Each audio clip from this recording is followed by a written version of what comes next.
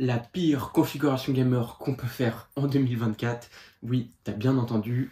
J'avais fait un premier épisode sur les PC portables gamer, donc les pires, et ça avait beaucoup plu. Et donc je me suis dit pourquoi pas renouveler ce format de vidéo, mais cette fois-ci sur les tours gamer.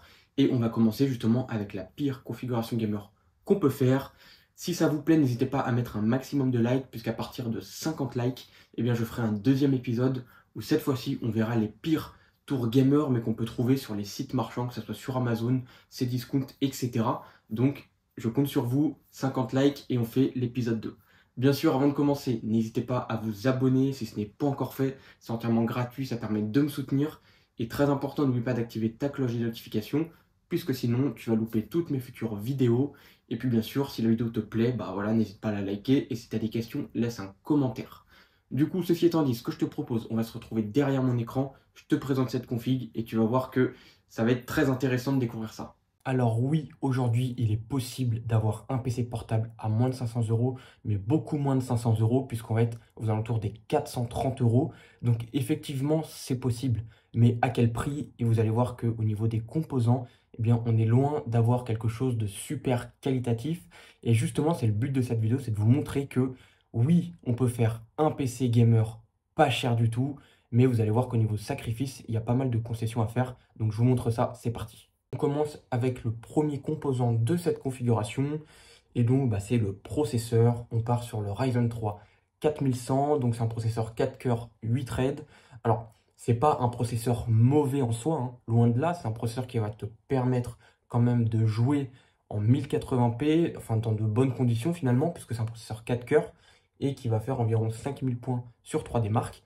Mais le gros défaut de ce processeur, c'est bien évidemment qu'il est en PCIe 3. Et donc, si tu achètes une carte graphique récente qui est en PCIe 4, eh bien, d'entrée de jeu, tu seras bridé.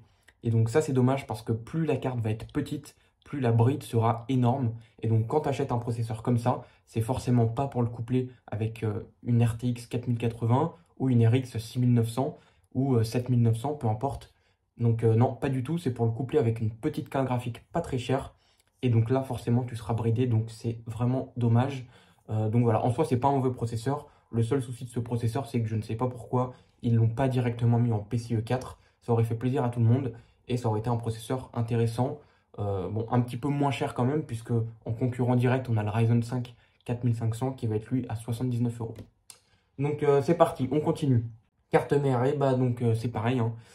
C'est pas une mauvaise carte mère en soi, c'est vraiment de entrée de gamme. Carte mère en PCIe 3, carte mère avec 2 slots de RAM. Voilà, donc c'est une carte mère qui n'a pas vraiment d'évolution possible, puisque tu vas être assez limité. Pareil, au niveau du processeur, hein, tu vas pas mettre un Ryzen 9 sur cette carte mère, malgré que ça fonctionnerait. Mais voilà, c'est pas optimisé pour. Et voilà, c'est vraiment pour un petit processeur. Donc cette configuration-là, avec cette carte mère et ce processeur, déjà tu comprends que niveau évolutivité, tu vas être très limité, à moins de tout changer. Donc voilà. On continue avec la RAM. Donc là, c'est pareil, hein. Voilà, la RAM, c'est ce qu'il y a de moins cher actuellement. 40 euros. Donc intégrale, 16 Go de RAM. Donc voilà, en 2 x 8, 3200 MHz. Donc bah écoutez, c'est de la RAM verte, hein. Voilà, vous savez, vous connaissez maintenant ce type de RAM. C'est loin d'être les meilleures. Elles sont pas mauvaises en soi. Mais voilà, c'est pas ce qui se fait de mieux. Et quand même, 40 euros pour ce type de RAM, ça reste quand même cher. Donc c'est vraiment dommage. À titre de comparaison, pour 7 euros de plus, non même pas 5 ou 4 euros de plus, je sais plus exactement à combien ils sont actuellement, on a les Corsair Vengeance en 2 x 8, pareil qu'à 3200, casse 16, qui elles ne sont pas très très chères, 42 euros, et qui sont bien meilleures. Donc voilà. Après, voilà, comme je vous dis, là on est sur la pire configuration gamer, donc c'est normal que j'essaye de vous présenter des composants, les pires qu'on peut trouver sur internet, quoi. Et encore, je suis gentil parce qu'on aurait pu trouver pire que ça. Donc c'est parti, on continue le SSD. Donc c'est pareil, alors ça c'est une marque que je ne connais pas, j'ai voulu aller au moins cher. 512 Go pour 34 euros, ça me paraît pas mal, puisque le prix des SSD a augmenté actuellement, et donc les SSD sont beaucoup plus chers. Là, on est sur un SSD 512 Go de la marque Vansuni, je ne connais absolument pas. C'est peut-être une très bonne marque, je ne sais pas. Des fois, on peut trouver des pépites, hein, comme je vous dis, sur des petits composants comme ça. On ne sait pas ce que ça vaut, on connaît pas trop, on achète et puis finalement on est surpris parce que les performances sont vraiment au rendez-vous. C'est peut-être le cas avec ce SSD. Je ne sais pas, franchement, je ne le connais pas. Mais voilà, en tout cas, c'est ce que j'ai trouvé de moins cher, euh, correct, on va dire. Donc c'est pour ça que j'ai pris cette petite marque. Donc voilà pour le SSD. On va en venir à la carte graphique. Et donc là, je pense qu'il y a beaucoup de personnes qui se demandent qu'est-ce que j'ai pu mettre comme carte graphique avec justement cette configuration. Et vous allez voir que ça reste quand même correct. Parce que on fait la pire configuration gamer, je suis d'accord avec vous.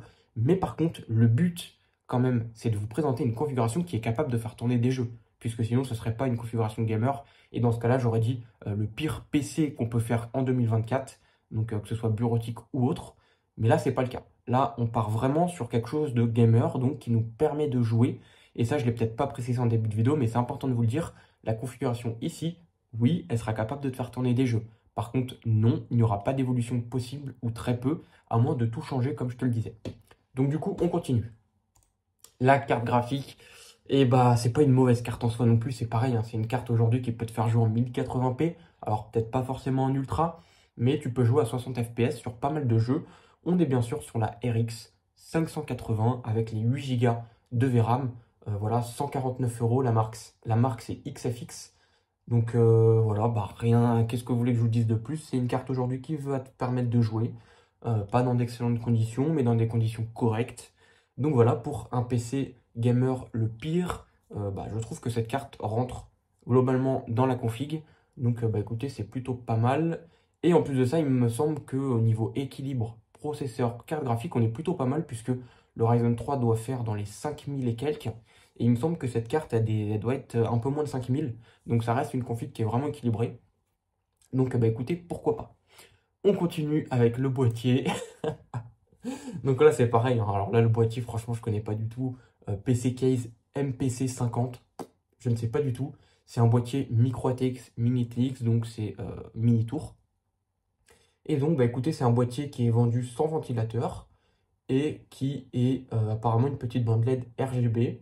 Donc niveau refroidissement, je ne sais pas du tout ce que ça vaut. À savoir que devant, on n'a pas beaucoup d'aération, on a des petites grilles, mais c'est pas énorme. Donc voilà, c'est pareil, 27 euros, c'est pas cher. Et c'est pour ça que je vous l'ai mis dans cette pire configuration. Parce que je trouve que cette tour rentre globalement bien dans la thématique. Donc voilà pour la tour. Ensuite, on en vient à la lime. Alors là, c'est pareil, hein. J'ai fait un choix assez intéressant. Donc, Mars Gaming, donc je connais pas du tout en termes d'alim ce que ça vaut. Voilà, c'est pareil. J'ai jamais essayé. Il y a 2400 évaluations. Voilà, bon, 33 euros pour du 550 watts, ça me semble pas cher du tout. Est-ce que c'est de la qualité? Franchement, je n'ai aucune idée. On est quand même sur du 80 plus bronze à 33 euros.